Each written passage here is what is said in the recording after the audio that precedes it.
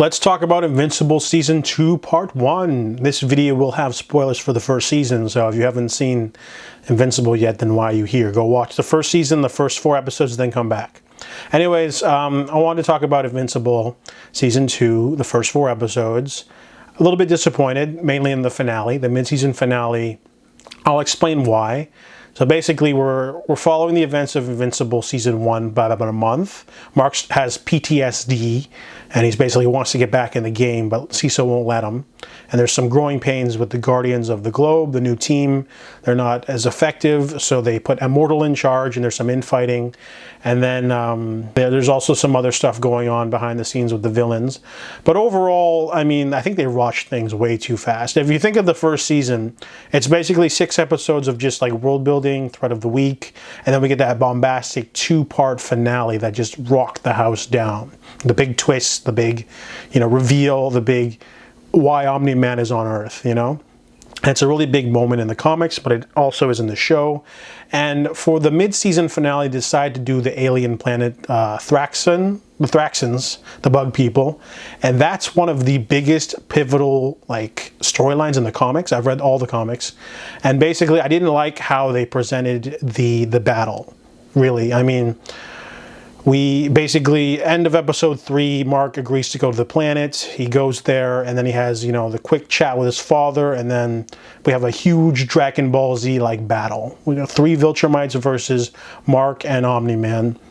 And what people don't understand is, obviously not everyone can read the comics, but the comics graduated Invincible as a series. When you're reading Invincible volumes 1 to 5, it's kind of like a little bit more violent but fun superhero romp series. But volume 6, one entire volume just on that other planet, basically graduated the series from a light superhero read with a bit of violence to violent sci-fi epic. It sort of pushes the boundaries of how violent a comic can be.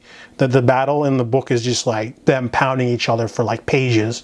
And obviously the episode's an hour long, so you get some of that, but I didn't like the change of the Mark's opponent to Thula, a woman with a sword braid thing.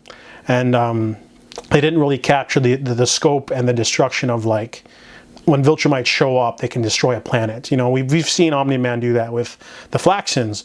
We barely get any of that in the season finale. The Viltrumites just show up and you just see the dead bodies. That's it. And I'm just where's the huge Dragon Ball Z massacre of just them tunneling through buildings and just collapsing stuff? There wasn't enough movement.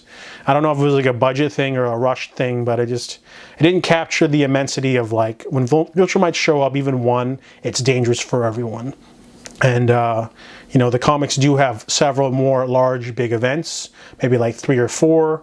So they should probably try to save those for season finales. But I don't know if they can do that. That's one of the difficulties of adapting a comic into a TV show.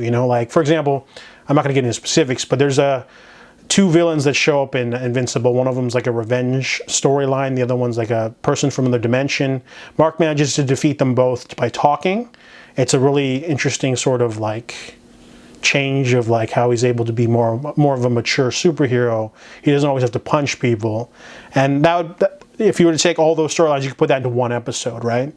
But you only get 8 episodes a season, so you don't know if you want to excise those from using it because they're not a major storyline. They don't affect the long-term storyline. There's other storylines in there too that might seem like filler, that they might skip.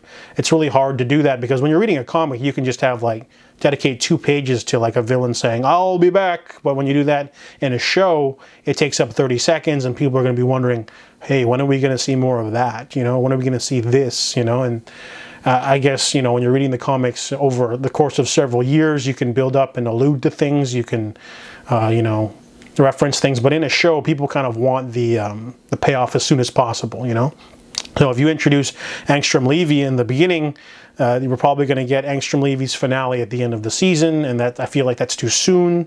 But they've already used up the Thraxan planet battle already, so I'm just sitting there going wow, they're really seeming to rush things. I didn't think I'd see this until the end of season 2 or 3, and it's because people love Omni-Man, right? He's in Mortal Kombat now, so getting back on topic, I feel After watching the 4 episodes in a row, I waited till they were all released. I just felt it was a little too rushed. You know, you got the 3 episodes, Debbie's becoming in a downward spiral, Mark's trying to get back. I didn't like the Adam Eve stuff. The Adam Eve stuff was terrible. She has a really great special, like the season 2 special, like 45-minute episode. That was amazing. That was a masterpiece. Her storylines in season 2 are just terrible. She's got 2 and they're awful. Didn't like that at all. And I did like the Guardians of the Globe stuff. I like the bonding between Robot and Monster Girl. You know, they're sort of, you know, building up characters a little bit, but overall, we'll see how season 2 deals with things and where they go. I'm kind of interested to see what they're going to use for the season finale for season 2, because I thought they would use the Thraxan planet battle, and they already used it up. So, you know, I think Kirkman said he wants to do 5 to 6 seasons, I believe. So we'll see if they get that far. So those are my thoughts on Invincible Season 2, the first half.